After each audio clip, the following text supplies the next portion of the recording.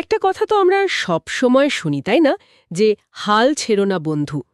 কোনো কাজে সফল হতে হলে নাকি একদম দাঁত কামড়ে পড়ে থাকতে হয়। হুম। কিন্তু কি হবে যদি আপনার পুরো চেষ্টাটাই ভুল পথে যায়? যদি সবচেয়ে বুদ্ধিমানের কাজ হয় ঠিক সময়ে পথটা বদলে ফেলা। এই ধারণাটাই তো আমাদের এতদিন ধরে শেখার সব কিছুর উল্টো। একদম। আর এই উল্টো ধারণাটাকেই একটা বৈজ্ঞানিক কাঠামো দিয়েছেন এরিক রিস তার বিখ্যাত বই দ্য লিন স্টার্টআপে। আমাদের আজকের আলোচনার সোর্স এটাই। আচ্ছা। আজ আমরা একজন উদ্যোক্তার পথ চলার গল্প বলবো, যেখানে বারবার ভুল করাটাই আসলে সাফল্যের সূত্র। আমরা দেখব কিভাবে ব্যর্থতার ভয়কে একটা সিস্টেম্যাটিক পদ্ধতিতে বদলে ফেলা যায়। দারুণ একটা আলোচনা হতে চলেছে। তাহলে আর দেরি কেন, চলুন শুরু করা যাক। তো একজন নতুন উদ্যোক্তার জন্য সবচেয়ে বড় দোটানা তো এটাই, কখন বুঝবো যে আমার আইডিয়াতে লেগে থাকতে হবে আর কখন বুঝবো যে একটা বড় পরিবর্তন দরকার। ঠিক। বইতে এই সিদ্ধান্তকে বলছে পিভট বনাম পারসিভিয়ার। হ্যাঁ, পারসিভিয়ার মানে তো আমরা জানি লেগে থাকা, কিন্তু পিভট শব্দটা খুব গুরুত্বপূর্ণ। সহজ কথায় এটা হলো একটা পরিকল্পিত পথবদল। পরিকল্পিত পথবদল। হ্যাঁ, আপনার প্রোডাক্ট বা ব্যবসার কৌশল নিয়ে আপনার যে মূল ধারণা বা অনুমানটা ছিল সেটাকে নতুন করে পরীক্ষা করে দেখা। এটা কিন্তু হাল ছেড়ে দেয়া বা হেরে যাওয়া নয়, একদমই না। এটা হলো শেখার একটা অংশ। কিন্তু এটা বোঝা তো খুব কঠিন। নিজের আইডিয়াকে তো কেউ ব্যর্থ হিসাবে দেখতে চায় না।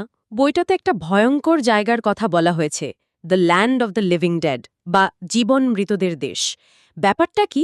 এটা একটা ফাঁদ, মানে অনেক স্টার্টআপ এই ফাঁদে আটকে যায়। কোম্পানিটা পুরোপুরি ব্যর্থ হচ্ছে না, হয়তো অল্প কিছু গ্রাহক আছে, কিছু আয়ও হচ্ছে, কিন্তু আসলে কোনো সত্যিকারের বৃদ্ধি বা গ্রোথ নেই। এটা এমন একটা অবস্থা যেখানে কোম্পানিটা মরছেও না, আবার ঠিকমতো বেঁচেও নেই। শুধু প্রতিষ্ঠাতা আর কর্মচারীদের সময়, শক্তি আর বিনিয়োগকারীদের টাকা নষ্ট করছে। তার একটা জম্বি কোম্পানির মতো আর কি। কিন্তু এমন কোনো পরিষ্কার লক্ষণ বা রেড ফ্ল্যাগ আছে যা দেখে একজন উদ্যোক্তা বুঝতে পারবে যে সে এই ফাঁদে আটকে গেছে? অবশ্যই আছে। সবচেয়ে বড় লক্ষণ হলো যখন আপনি দেখবেন যে ছোটখাটো পরিবর্তন বা অপটিমাইজেশন করেও মূল মেট্রিক্স, যেমন গ্রাহক বৃদ্ধির হার বা আয়, এগুলোর কোনো উল্লেখযোগ্য উন্নতি হচ্ছে না। আচ্ছা। যখন আপনি একই মিটিংয়ে মাসের পর মাস একই সমস্যা নিয়ে আলোচনা করছেন কিন্তু কোনো সমাধান বেরোচ্ছে না, তখনই বুঝতে হবে মূল কৌশলে বড় কোনো গলদ আছে। আর তখনই একটা পিভেটের কথা ভাবা দরকার। আচ্ছা, এই পিভট ব্যাপারটা বাস্তবে কেমন সেটা বোঝার জন্য তো বইতে একটা দারুণ উদাহরণ আছে, ভটিজেনের, তাই না? হ্যাঁ, ভোটিজেনের গল্পটা তো একটা ক্লাসিক কেস স্টাডি বলা যায়। ডেভিডের প্রথম ধারণা ছিল আমেরিকার যাচাইকৃত ভোটারদের জন্য একটা সোশ্যাল নেটওয়ার্ক তৈরি করা। তিনি খুব কম খরচে, মাত্র $1200 3 মাসে একটা মিনিমাম ভায়াবল প্রোডাক্ট বা এমভিপি বানান। বাহ! কিন্তু ফলাফল ছিল খুব একটা ভালো না। রেজিস্ট্রেশন রেট ছিল মাত্র 5%। এরপর তিনি আরও টাকা আর সময় খরচ করে প্রোডাক্টটা উন্নত করলেন, তাই তো? তখন রেজিস্ট্রেশন রেট বেড়ে 17% আর অ্যাক্টিভেশন রেট 90% হলো। কিন্তু আসল সমস্যাটা তো ছিল অন্য জায়গায়। ঠিক, গ্রাহকদের ধরে রাখা বা রিটেনশন। হ্যাঁ, মাত্র 8% ব্যবহারকারী ফিরে আসছিল। এই হারে তো কোনো ব্যবসা চলতে পারে না। ঠিক এখানেই ডেভিড তার প্রথম পিভট করার সিদ্ধান্ত নেন। এটাকে বলে জুম ইন পিভট। তিনি পুরো সোশ্যাল নেটওয়ার্কের বিশাল ধারণাটা বাদ দিয়ে সেটার ভেতরে শুধু একটা ফিচারের উপর ফোকাস করলেন। কোন ফিচারটার উপর? সাধারণ মানুষ কিভাবে তাদের নির্বাচিত প্রতিনিধিদের সাথে সহজে যোগাযোগ করতে পারে সেই ব্যবস্থা করা। আর ফলাফল ছিল অবিশ্বাস্য। নতুন প্রোডাক্ট অ্যাড টু গভের রেজিস্ট্রেশন রেট 1 লাফে 42% হয়ে গেল। কিন্তু এখানেও একটা নতুন সমস্যা দেখা দিল। সমস্যাটা কি ছিল? এর সাথে যোগাযোগ করতে চাই। এটাকে বলে কাস্টমার সেগমেন্ট পিভট। কিন্তু তাতেও কাজ হলো না। না, দেখা গেল ওই সংস্থাগুলো আগ্রহ দেখালেও চুক্তি করতে অনেক দেরি করছিল। ব্যবসার গতি বাড়ছিল না। অবিশ্বাস্য। তার প্রায় 1 বছর ধরে ক্রমাগত পরীক্ষা নিরীক্ষার পর তারা তাদের আসল গ্রাহক আর সঠিক ব্যবসায়িক মডেল খুঁজে পেল। এই ধৈর্য আর ডেটার উপর বিশ্বাস রাখাটাই হয়তো সবচেয়ে বড় শিক্ষা। একদম। ভোটিজেনের গল্প থেকে সবচেয়ে বড় শিক্ষা হলো প্রতিটি পিভটের সাথে সাথে তাদের শেখার গতি বাড়ছিল, আর নতুন এমভিপি তৈরি করার সময়ও কমে আসছিল। তাই হ্যাঁ, প্রথম এমভিপি বানাতে যেখানে ৮ মাস লেগেছিল, সেখানে চতুর্থটি তৈরি হয়েছিল মাত্র ১ মাসে। তারা ভুল থেকে দ্রুত শিখছিল। বোটিজেনের গল্প থেকে একটা জিনিস তো পরিষ্কার, তারা খুব ছোট ছোট ভার্সন বানিয়ে পরীক্ষা করছিল। এটাই কি বইয়ের সেই ছোট ব্যাচে কাজ করার ধারণা? ঠিক ধরেছেন। আর এই ধারণাটা লিন ম্যানুফ্যাকচারিং থেকে নেওয়া, কিন্তু স্টার্টআপের জগতে এর প্রয়োগটা আরও বেশি জরুরি। একটা সহজ উদাহরণ দেওয়া যাক। ধরুন আপনাকে ১০০টা চিঠি খামে ভরে পোস্ট করার জন্য তৈরি করতে হবে। আমার মাথায় তো প্রথমেই আসবে, আগে ১০০টা চিঠি ভাঁজ করি, তারপর ১০০টা খামে ঠিকানা লিখি, তারপর সবগুলোতে স্ট্যাম্প লাগাই। এইভাবেই তো আমরা ভাবি, তাই না? আমাদের সাধারণ বুদ্ধি তো এটাই বলে। এটাকে বলে বড় ব্যাচে কাজ করা। কিন্তু গবেষণা বলছে এর চেয়ে অনেক বেশি কার্যকর হলো সিঙ্গল পিস ফ্লো। মানে একটা একটা করে। হ্যাঁ, অর্থাৎ একটা চিঠি নেওয়া, ভাঁজ করা, খামে ভরা, স্ট্যাম্প লাগানো, পুরো কাজটা শেষ করে পরের চিঠিতে হাত দেওয়া। শুনতে অদ্ভুত লাগলেও এটাই নাকি দ্রুততর উপায়। কিন্তু কারণটা কি? বড় ব্যাচে কাজ করলে তো একই ধরনের কাজ একসাথে করা যায়। কারণ হলো বড় ব্যাচে কাজ করলে অনেক লুকানোর সময় নষ্ট হয়। যেমন ১০০টা ভাঁজ করা চিঠি এক জায়গা থেকে আরেক জায়গায় সরানো, গোছানো, এই কাজগুলোতে সময় যায়। কিন্তু তার চেয়েও বড় সুবিধা হলো ভুল শোধরানো। আচ্ছা। ধরুন আপনি ৯৯টা চিঠি ভাঁজ করার পর দেখলেন চিঠিটা খামের সাইজের চেয়ে বড়, তখন কি হবে? সর্বনাশ! ৯৯টা চিঠি আবার নতুন করে ভাঁজ করতে হবে।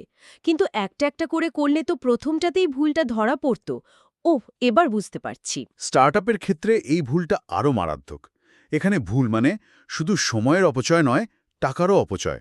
অনেক কোম্পানি মাসের পর মাস ধরে একটা বিশাল প্রোডাক্ট তৈরি করে তারপর বাজারে ছেড়ে দেখে যে সেটা কেউ ব্যবহারই করছে না। এর বদলে লিন পদ্ধতি বলে ছোট ছোট ফিচার তৈরি করো, বাজারে ছাড়ো, গ্রাহকদের মতামত নাও, শেখো এবং আবার নতুন কিছু তৈরি করো। IMVU নামের একটা কোম্পানি, যেখানে এরিক রিস কাজ করতেন, দিনে গড়ে ৫০টা ছোট ছোট পরিবর্তন তাদের ওয়েবসাইটে লাইভ করত। দিনে ৫০টা পরিবর্তন! ভাবা যায় এই গতিতে কাজ করলে তো দ্রুত অনেক গ্রাহক চলে আসার কথা। কিন্তু শুধু গ্রাহক এলেই তো হবে না, তাদের ধরেও রাখতে হবে আর ব্যবসাটাকে লাভজনক করতে হবে। এই টেকসই বৃদ্ধির রহস্যটা কি? খুব ভালো প্রশ্ন। এখানেই বইয়ের গ্রোথ ইঞ্জিন বা বৃদ্ধির চালিকা শক্তির ধারণাটা আসে। বইটার মতে টেকসই বৃদ্ধির একটা সহজ নিয়ম আছে। নতুন গ্রাহকরা পুরনো গ্রাহকদের কার্যকলাপের ফলেই আসে। আচ্ছা। এটা কোনো না কোনোভাবে হতেই হবে। আর এই বৃদ্ধিকে চালনা করার জন্য ৩টি মূল ইঞ্জিন আছে। আচ্ছা, সেই ইঞ্জিনগুলো কি কি? প্রথমটা হলো স্টিকি ইঞ্জিন বা আঠালো ইঞ্জিন। এর মূল লক্ষ্য হল গ্রাহকদের প্রোডাক্টের সাথে আঠার মতো জড়িয়ে রাখা, যাতে তারা ছেড়ে না যায়। এখানে সবচেয়ে গুরুত্বপূর্ণ মেট্রিক হল চার্ন রেট বা গ্রাহক হারানোর হার। আপনার নতুন গ্রাহক পাওয়ার হার যদি চার্ন রেটের চেয়ে বেশি হয়, তবেই ব্যবসাটা বাড়বে। ব্যবসায় হলো গ্রাহক ধরে রাখা। আমি কি ঠিক বুঝলাম? একদম ঠিক। দ্বিতীয় ইঞ্জিনটা হলো ভাইরাল ইঞ্জিন। এখানে প্রোডাক্টটা ব্যবহারের একটা স্বাভাবিক ফলাফল হিসেবেই তার প্রসার ঘটে। এর সবচেয়ে বিখ্যাত উদাহরণ হল হটমেল। হটমেল?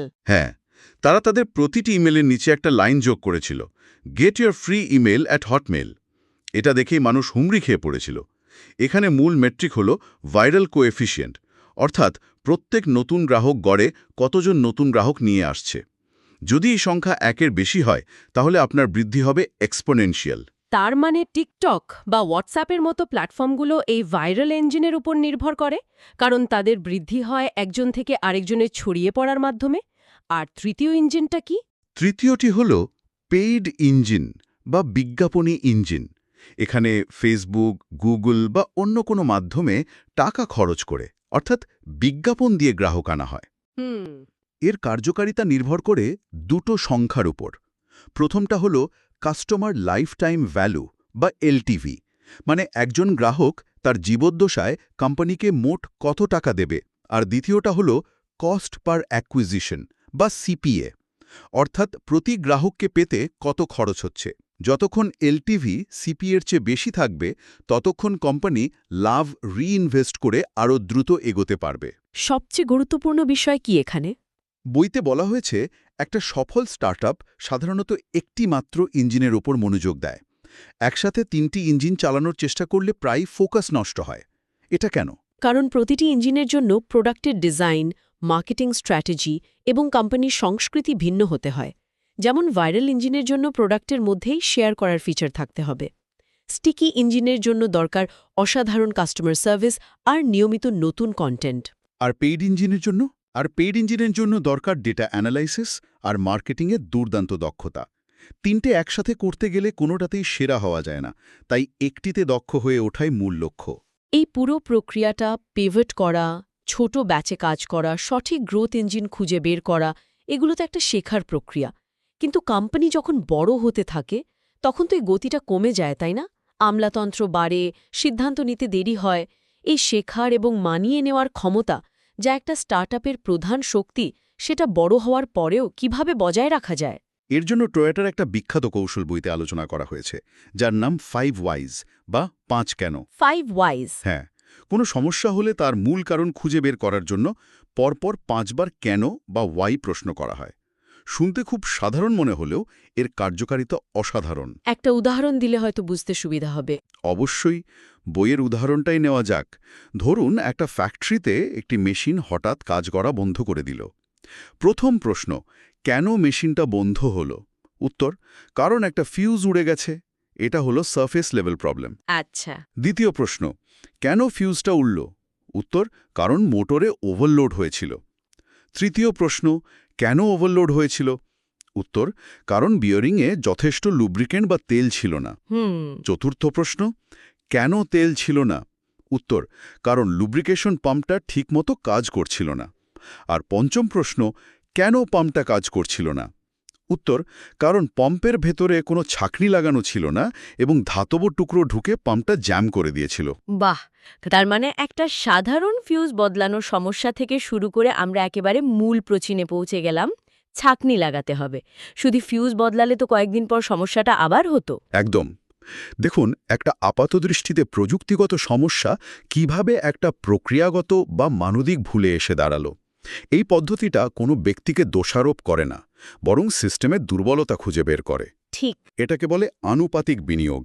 ছোট সমস্যার জন্য ছোট সমাধান, যেমন ফিউজ বদলানো, কিন্তু বড় পুনরাবৃত্তিমূলক সমস্যার জন্য বড় সমাধান, যেমন ছাঁকনি লাগানো এবং নিয়মিত রক্ষণাবেক্ষণের একটি প্রক্রিয়া তৈরি করা।